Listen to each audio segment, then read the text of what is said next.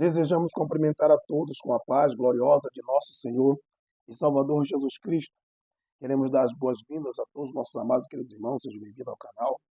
Eu sou o pastor Tomé Picança e estamos mais uma vez aqui para mais uma lição bíblica da Escola Dominical. Nós estamos já na lição de número 8. Estamos no nosso primeiro trimestre, que tem o tema em defesa da fé cristã, combatendo as antigas heresias que se apresentam com nova aparência. Nós já estamos na nossa 8ª lição.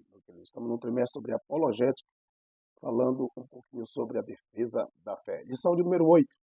Jesus viveu a experiência humana. Primeiro ponto da nossa lição. A experiência humana no ministério de Jesus. Heresias que negam a humanidade de Jesus. Como essas heresias se apresentam nos dias atuais? É o que nós vamos estudar nessa lição de número 8. Jesus viveu a experiência humana. Texto áudio. E percorria Jesus toda a Galileia, ensinando nas suas sinagogas e pregando o evangelho do reino e curando todas as enfermidades e moléstia entre o povo. Mateus capítulo 4, versículo de número 23. Verdade prática. O Senhor Jesus Cristo teve vida social, amigos, parentes, interagia com pessoas e era conhecido dos vizinhos e moradores de Nazaré, onde fora criado. Nossa leitura bíblica está encontrada no Evangelho de João, capítulo 1, do versículo 43 ao 51, e também no Evangelho de Mateus, capítulo 26, versículo 37, 38 e o versículo de número 42. João capítulo 1, versículo 43 diz assim: No dia seguinte, quis Jesus ir a Galileia, e achou a Filipe, e disse-lhe, segue-me. E Filipe era de Betsaida, cidade de André e de Pedro.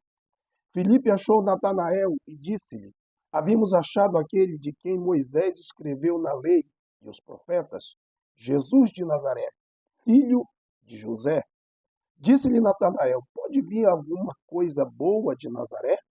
Disse-lhe Filipe, vem e vê. Jesus viu Natanael vir ter com ele e disse dele, eis aqui um verdadeiro israelita em quem não há dolo. Disse-lhe Natanael, de onde me conheces tu? Jesus respondeu e disse-lhe, antes que Filipe te chamasse, te vi eu, estando tu debaixo da figueira. Natanael respondeu e disse-lhe, Rabi, tu és o Filho de Deus, tu és o Rei de Israel. Jesus respondeu e disse-lhe, por que te disse, vi-te debaixo da figueira, crês? Coisas maiores do que estas verás. E disse-lhe, na verdade vos digo, que daqui em diante vereis o céu aberto e os anjos de Deus subindo e descendo sobre o Filho do Homem. Glória a Deus. Mateus capítulo 26, versículo 37, 38 e 42. E levando consigo Pedro e os 2 filhos de Zebedeu, começou a entristecer-se e a angustiar-se muito. Então lhes disse, minha alma está cheia de tristeza até a morte. Ficai aqui e velai comigo. E indo segunda vez, orou, dizendo, Pai meu, se este cálice não pode passar de mim sem que eu o beber, faça-se a tua vontade. Louvado seja o Senhor Jesus Cristo. Na introdução da nossa lição de hoje, abordaremos a perspectiva da experiência humana da pessoa de Jesus Cristo. Nosso Senhor teve uma vida social e religiosa, sempre interagiu com as pessoas e nunca viveu isoladamente. Tampouco ensinou isso aos seus discípulos. Na presente lição de hoje, amados, estudaremos como nosso Senhor Jesus viveu a experiência humana. Diferentemente do que muitos pensam, o Senhor Jesus teve vida social, compartilhou de uma convivência normal com seus pais, irmãos e posteriormente com os seus discípulos. Por conta da sua encarnação, ele teve uma vida normal como qualquer ser humano comum. O diferencial de Cristo era o fato de que ele guardava uma vida devota ao Pai e separado do pecado. Discorreremos sobre heresias que negam a uma humanidade de Jesus Cristo, ou seja, que combatem a humanidade de nosso Salvador Jesus Cristo. Tudo isso iremos tratar na lição de hoje. A experiência humana no ministério de Jesus. Nós vemos aqui 3 subtópicos: os debates com as autoridades religiosas, a vida social e religiosa de Jesus e as características próprias do ser humano. Louvado seja Deus! Jesus Cristo é o eterno e verdadeiro Deus, como já aprendemos nas lições passadas. E também é ao mesmo tempo, ele também é o verdadeiro homem, porque ele se fez carne. E a Bíblia diz que ele habitou entre nós, João capítulo 1, versículo 1. Glória a Deus. Fez-se homem para salvar a humanidade que se achava perdida. Os debates com as autoridades religiosas. Jesus, uma vez se fazendo homem, torna-se inevitável os debates e os conflitos, que é muito natural na vida humana, muito natural. Temos os nossos conflitos e os nossos debates diariamente. E Jesus não fugiu à regra humana. Ele também teve esses conflitos, ele também teve esses debates, essas dificuldades, né?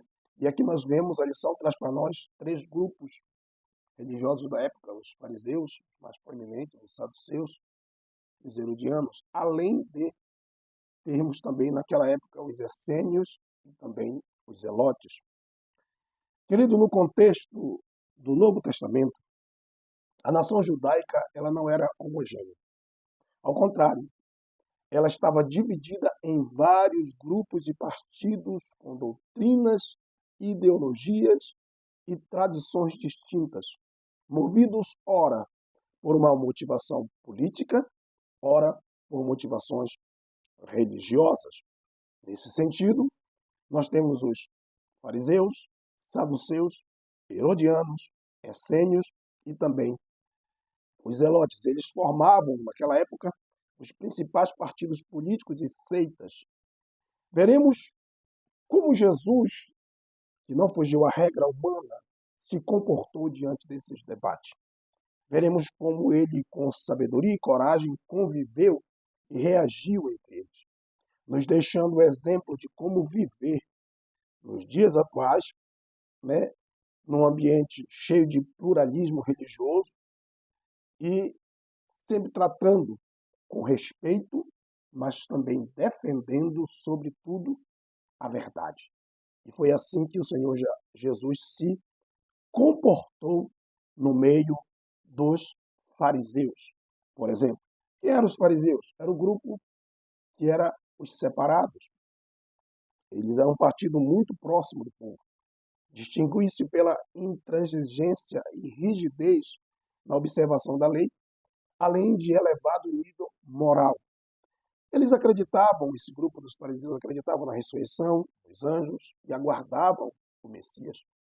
Eram meticulosos quanto ao cumprimento da lei mosaica, e foi por essa razão que eles receberam uma boa parte dos escribas, né? Os escribas aderiram, faziam parte desse grupo, por isso que você vai ver nos relatos dos evangelhos sempre os fariseus junto com os escribas. Enfatizavam mais a tradição oral do que a literalidade da lei, além de dar grande valor às tradições religiosas, como, por exemplo, lavar as mãos antes das refeições, o recolhimento dos dízimos. Os fariseus também jejuavam regularmente e enfatizavam sempre a observância do sábado. E foi por causa disso que eles tiveram muito embate com Jesus, porque Jesus operava os seus milagres também no dia de sábado. Entretanto, eles eram avarentos. Quando Jesus os confronta dentro desses debates, dentro desses conflitos, o Senhor os achou avarentos. E em suas orações gostavam de se vangloriar de seus atributos morais. Em razão do seu legalismo, Jesus os repreendeu de forma corajosa, chamando os diamantes de ocuparem os primeiros assentos, os primeiros lugares, chamando eles de hipócritas, em muitas ocasiões, de condutores cegos também, pois a religiosidade deles estava baseada no exterior, nos rituais e na justiça própria. E com isso, queridos irmãos, eles desprezavam a parte mais importante da lei, que é o juízo, a misericórdia e a fé. E eles tiveram muito embate com Jesus. Também nós temos os saduceus. Era um partido político, religioso, econômico naquela época, era o mais dominante. A eles pertenciam a maioria dos sacerdotes, ou seja, os sacerdotes naquela época eram, em sua grande maioria, de saduceus, eram favoráveis à presença romana, porque eles eram materialistas e não acreditavam nem na ressurreição e nem nos anjos. Apesar da pequena quantidade, os saduceus representavam a aristocracia dominante do judaísmo dos tempos do Novo Testamento. O nome desse grupo originou-se provavelmente de Sadoc, o pai da linhagem de sumos sacerdotes durante o reinado de Salomão. Eles formavam o escalão superior dos sacerdotes e parte do sinédrio, exercendo por isso grande influência política. Ao contrário dos fariseus, que reconheciam a importância da tradição oral, os saduceus aceitavam somente a lei escrita, a Torá. A vida para eles, portanto, se resumia ao aqui e agora, sobre a qual Deus não tinha nenhuma interferência. Quanto a esse grupo, Jesus disse aos seus discípulos para tomarem cuidado com o seu fermento, em Mateus 16, porque eles estavam junto com os fariseus, né? E Jesus pediu para que os discípulos tomassem cuidado. Fermento na Bíblia, nesse contexto, é símbolo do mal e da corrupção. Sim, o grupo sacerdotal, o grupo que era detentor do conhecimento da lei, que era para passar e ensinar para o povo, estava corrompido no período de Jesus. Por isso que o Senhor Jesus pediu para que os seus discípulos tomassem muito cuidado quanto a eles. Os herodianos, quem eram os herodianos? Queridos, os herodianos eram os apoiadores da dinastia de Herodes e eram os mais ferrenhos perseguidores dos movimentos subversivos. Os herodianos se opunham a Jesus por receio que ele pudesse promover perturbações públicas por meio de seus ensinamentos morais. Eram movidos mais por interesses políticos do que religiosos, tanto que não tinham uma ortodoxia clara. Então nós vemos aqui que esse pequeno grupo de herodianos, eles viviam mais em função da política. Era aquele grupo mais político dentro da religiosidade dos judeus. Além desses três, como nós falamos, nós também temos os zelotes. E os zelotes eram membros do partido judaico que se opunha à dominação romana. Se os herodianos aceitavam essa dominação, os zelotes rejeitavam isto completamente, né? Em períodos mais turbulentos, eles sempre apelavam para a violência, praticavam sequestros e assassinatos de opositores políticos. Os sicários, que é uma ala dentro do grupo dos zelotes, eles eram assim chamados porque carregavam um punhal escondido. Eles eram um terror para os soldados romanos. Ele era um movimento subversivo, caracterizado por violentos atentados. Os zelotes formavam um grupo de extremistas que usava a rebelião e a violência contra a dominação dos romanos, pois acreditavam que tal submissão aos romanos era uma traição a Deus. Mesmo ele sendo um grupo extremista, o Senhor Jesus não deixou eles fora do Evangelho, não os excluiu de forma nenhuma, pelo contrário. Jesus trouxe um deles para o seu colégio apostólico. A Bíblia diz em Lucas 6 e 15 que Simão Cananeu era também chamado de Simão o Zelote. Portanto, esse grupo também, ao ter contato com Jesus, pôde receber a palavra de Deus e um deles serem transformado ao ponto de ascenderem ao apostolado de Jesus Cristo. Temos ainda os essênios.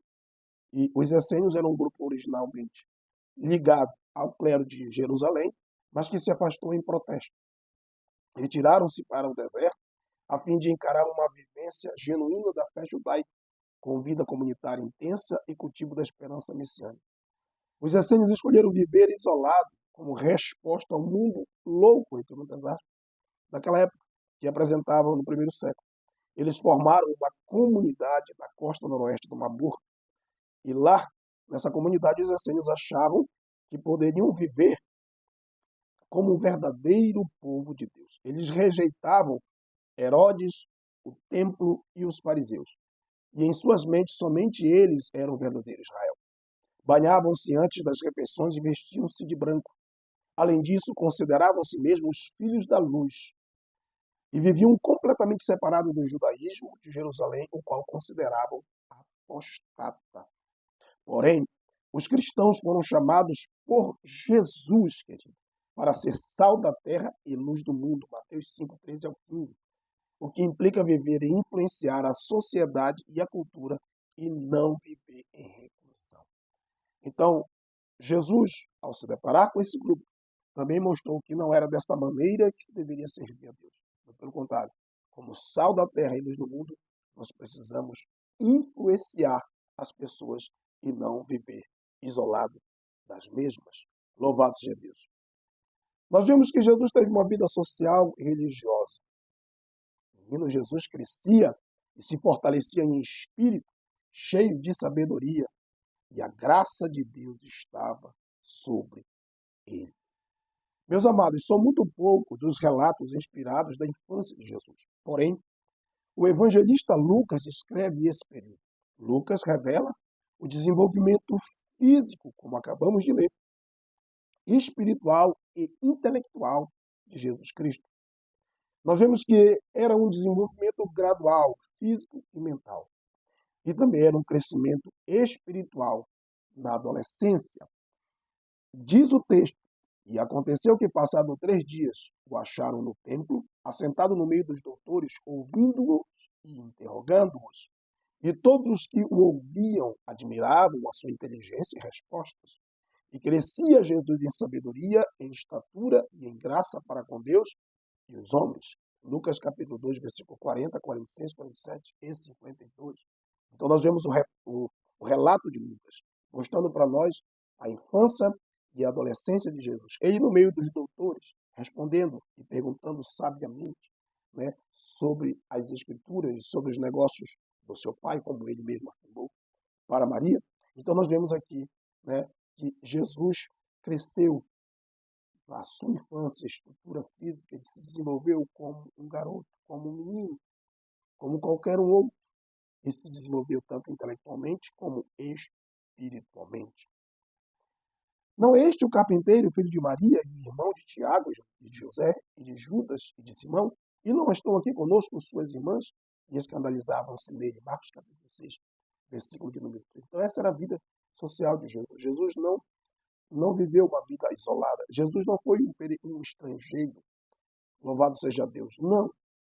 Jesus, ele procurou viver uma vida dentro do desenvolvimento humano da sua época. O Divino Mestre participava de uma vida social intensa, intensa. Não tem prova que os vizinhos estavam se escandalizando com ele, admirados de ver a sua inteligência e as palavras pelas quais ele pregava. Nós vemos aqui que o Senhor é apresentado nos evangelhos como alguém que era natural na comunidade. Todo mundo conhecia Jesus. Todo mundo conhecia o carpinteiro que trabalhava, que suava trabalhando. Nós vemos com isso que ele levava uma vida natural na comunidade e não como um estrangeiro. Uma coisa mais ainda, Jesus pregou, quando iniciou seu ministério terreno, ele pregou em todas as sinagogas da Galileia. Marcos capítulo 1, versículo 39. Pregou também no templo de Jerusalém. João capítulo 7, versículo 14. Viveu como judeu, né? Viveu como judeu. Cumpriu a lei. Louvado seja Deus. Mateus capítulo 5, 17, 18. Ele veio para cumprir, não para prorrogar. E participava das festividades, né? Ele sempre subia às festas da Páscoa, a festa dos tabernáculos, festa de Pentecostes. Ele participava. Por fim, Jesus interagiu com as pessoas independentemente de sua condição social e espiritual e sempre lhes dava a atenção devida. Jesus dava atenção para as crianças, colocava no colo. Jesus interagiu com os fariseus nos seus debates e disputas. Jesus sentava junto com publicanos, que os judeus consideravam como traidores da pátria, e pecadores, comia com pecadores, né? Jesus interagiu com a mulher pecadora, que entrou debaixo da mesa do jantar, quando ele estava na casa de Simão. Jesus, ele conversou e dialogou com a mulher samaritana em João capítulo 4, quebrando ali barreiras, paradigmas, quebrando é, é, é, muralhas que os homens fizeram para se afastar um do outro. Jesus foi lá e dissipou essas coisas, né? Enfim, Jesus assentava-se com todos, tocava nos leprosos, chegava perto dos leprosos, coisas que a lei proibia. Jesus todo isso ele fez. Ele interagiu de uma forma muito intensa, meus queridos irmãos. E levou uma vida social e religiosa. Louvado seja o nome do Senhor Jesus. Nós vemos aqui as características próprias do ser humano, o que é natural no ser humano, a natureza, foi identificado também na pessoa bendita e gloriosa de nosso Senhor e Salvador, Jesus Cristo. Jesus nasceu de uma mulher, embora gerado pela ação sobrenatural do Espírito Santo. Seu nascimento, contudo, foi um nascimento normal e comum, como o de qualquer bebê. Lucas capítulo 2, versículos 6 e 7. Jesus sentiu sono, fome, sede e cansaço. Ele sentiu todas essas coisas que são próprias do ser humano. Jesus sofreu, Jesus chorou e Jesus sentiu angústia. Minha alma está angustiada até a morte.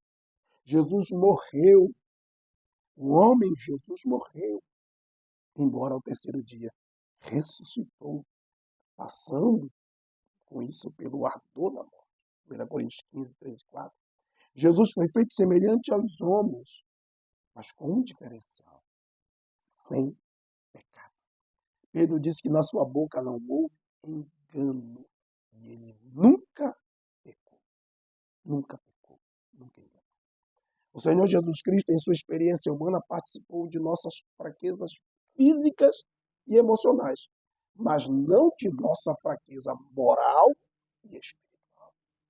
Assim como é pecado negar a divindade de Cristo, da mesma forma, é pecado negar também a sua humanidade.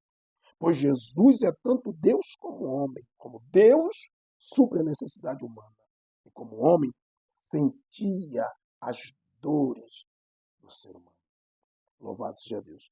Passaremos a falar agora sobre as heresias que negam a humanidade de Jesus.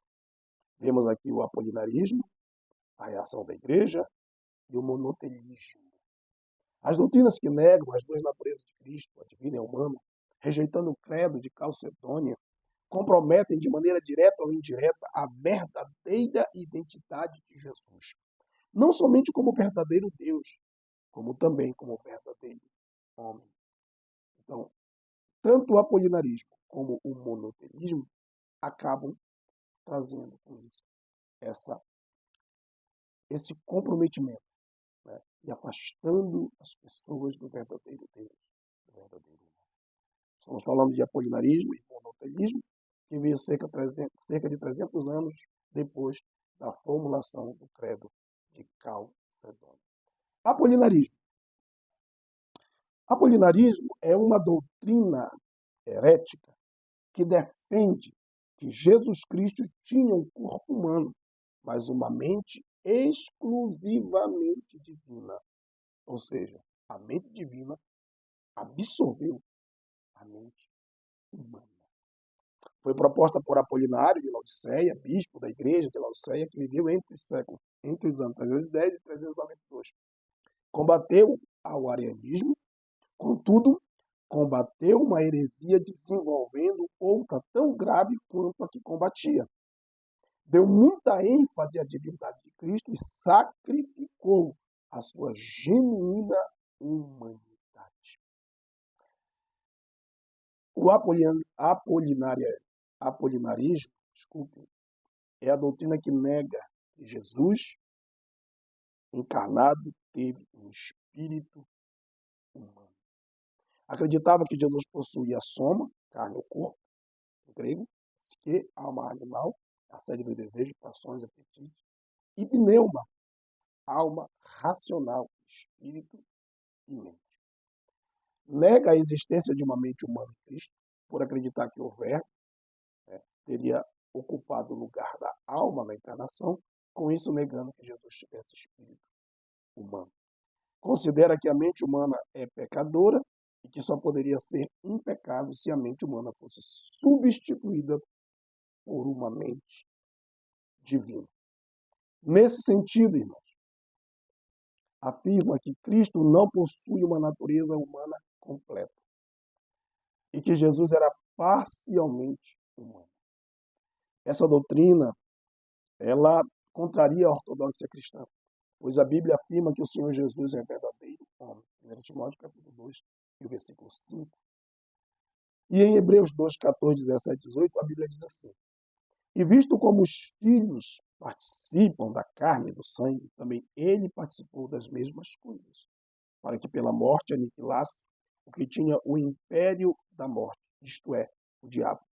Por isso convinha que em tudo fosse semelhante aos irmãos, para ser misericordioso e fiel sumo sacerdote naquilo que é de Deus, para expiar os pecados do povo, porque naquilo que ele mesmo, sendo tentado, padeceu, pode socorrer aos que são tentados.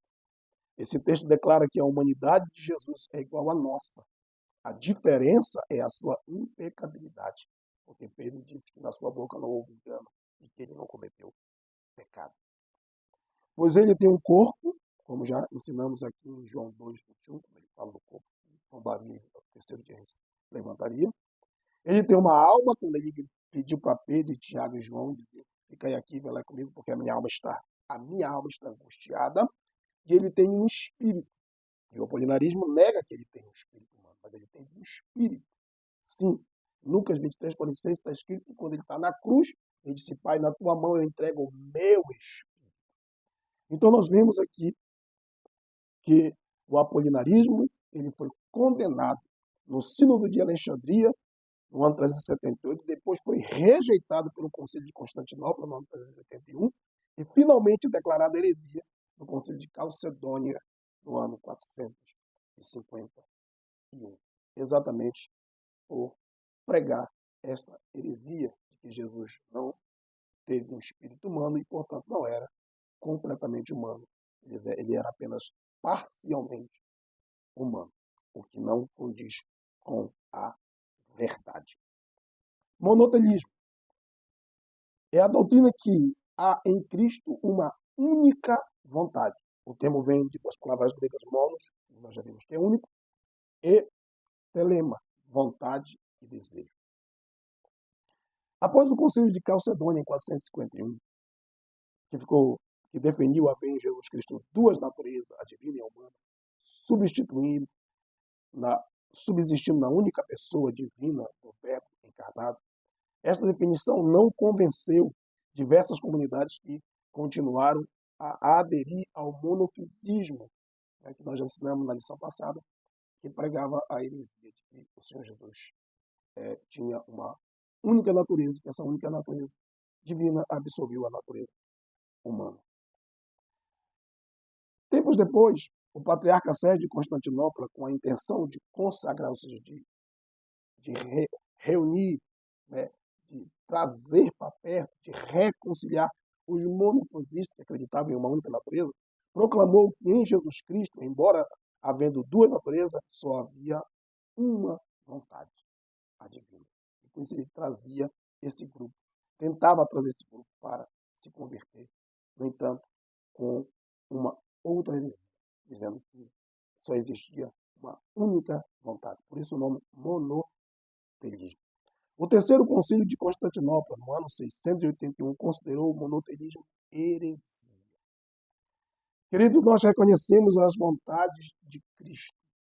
As vontades de Cristo. Marcos capítulo 14, versículo 3. E a Bíblia mostra isso de forma muito clara quando ele conversa com o Pai, dizendo: se for possível, passa de mim este cálice. No entanto, não se façam o que eu quero, a vontade própria dele, mas o que tu queres, a vontade divina. Então nós vemos aqui a vontade divina e a vontade humana de Jesus, as duas vontades. Sofrônio, patriarca de Jerusalém, refutou o monoteísmo dizendo que existe em Jesus duas vontades, sendo a humana submissa à vontade divina. E nós vemos nesse texto de Marcos 14, 36, exatamente isso. A vontade humana se submetendo à vontade divina, mas não deixando Jesus de ter vontades humanas. Bendito é o Cordeiro de Deus. Como essas heresias se apresentam nos dias atuais? Da mesma maneira que as outras têm se apresentado, com nova aparência, ou seja, com nova roupagem. Ensinam que Jesus visitou muitos outros países, que ele andou de forma terrena em muitos outros países entre nós. E nós vamos ver também como Jesus era visto. Jesus era visto como alguém da comunidade. A Bíblia afirma que, porque se alguém for pregar-vos outro Jesus que nós não temos pregado, ou se recebeis outro Espírito que não recebestes, ou outro Evangelho que não abraçastes, com razão o sofrereis. Com razão sofrereis. 2 Coríntios 11, 4. Devemos tomar cuidado. Há grupos esotéricos e movimentos nova era que criam um Jesus viajante místico.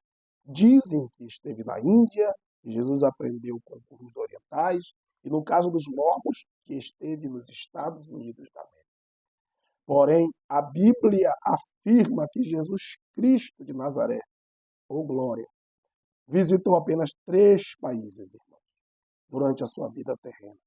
Egito, por ocasião da sua infância, depois a Judéia, Jerusalém, Israel, a nação israelita, onde se concentrou a maior parte dos seus trabalhos espirituais, da sua obra terrena, e também visitou a Fenícia, aleluia, que hoje é o Líbano. Ele viveu como um verdadeiro israelita, ou seja, um verdadeiro judeu.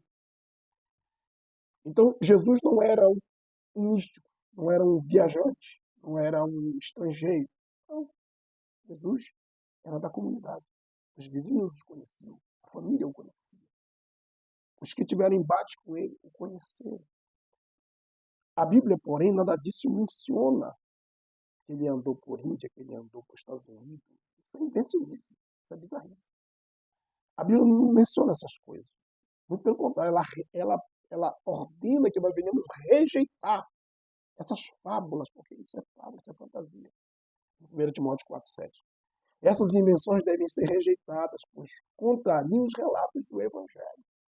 O Senhor Jesus é apresentado como alguém que era natural na comunidade do seu povo Israel, e não como um estrangeiro viajante andarilho por aí. Não.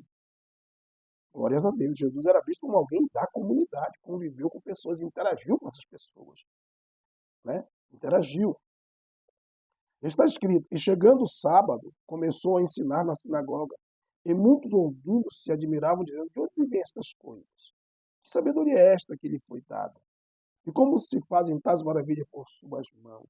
Não é este o carpinteiro, filho de Maria e irmão de Tiago, de José, de Judas e de Simão? E não estão aqui conosco suas irmãs? E escandalizavam-se dele. Tudo isso revela que Jesus Cristo era profundamente inserido na sua comunidade. Profundamente. Era do povo, estava com o povo, convivia, era reconhecido pelo povo. Glórias a Deus. Ao esvaziar a experiência humana de Jesus, muitos grupos ocultistas distorcem a vida e a obra de Cristo no mundo. Sim, ao tentarem arrancar essa humanidade de Jesus. Glórias a Deus. Eles acabam distorcendo a vida e aquilo que Jesus fez por nós. Por isso que nós devemos tomar todo cuidado, porque essas heresias estão por aí. Essas meninices estão por aí, sendo proclamadas como verdade. Mas o povo de Deus, que conhece o seu Deus, não será iludido. Louvado seja o Senhor Jesus para sempre. Concluo dizendo o seguinte, mas vindo a plenitude dos tempos, Deus enviou seu filho, nascido de mulher. Note isso. Humano, nascido de uma mulher. Nascido sob lei. Ele viveu debaixo da tutela da lei, e obedeceu à lei. Como homem, ele se submeteu à lei e cumpriu-a na sua integralidade, para remir os que estavam debaixo da lei. E tudo isso com um propósito, para alcançar a mim e a você, a fim de recebermos a adoção de filhos, em outras palavras, a salvação eterna. Então Jesus, como homem, passou por todo o processo humano, experiências humanas, conflitos, lutas, barreiras, dificuldades, dor, sofrimento, lágrimas, suor, tudo passou como homem para salvar a nossa alma. Ele é Deus verdadeiro em toda a sua plenitude, igual ao Pai. E como homem em toda a sua plenitude viveu e andou entre nós, seres humanos. E nos deu o exemplo. A Bíblia diz em Atos capítulo 10, versículo de número 38, que o homem Jesus de Nazaré foi ungido por Deus com o Espírito Santo e com virtude, o qual andou fazendo bem e curando a todos os oprimidos do diabo, porque Deus era com ele. A Bíblia está se referindo ao homem Jesus, a Jesus de Nazaré. Aleluia, que Deus era com ele. E ele andou por todos, andou curando, fazendo bem, abençoando, levantando, ressuscitando, aleluia, fazendo coisas tremendas. O homem Jesus, o Deus homem, louvado seja Deus. Queridos, que Deus venha abençoar a sua vida com esta palavra, que Deus venha edificar a sua alma, até a nossa próxima lição, se assim o nosso Deus nos permitir. Fiquem todos na paz do Senhor Jesus.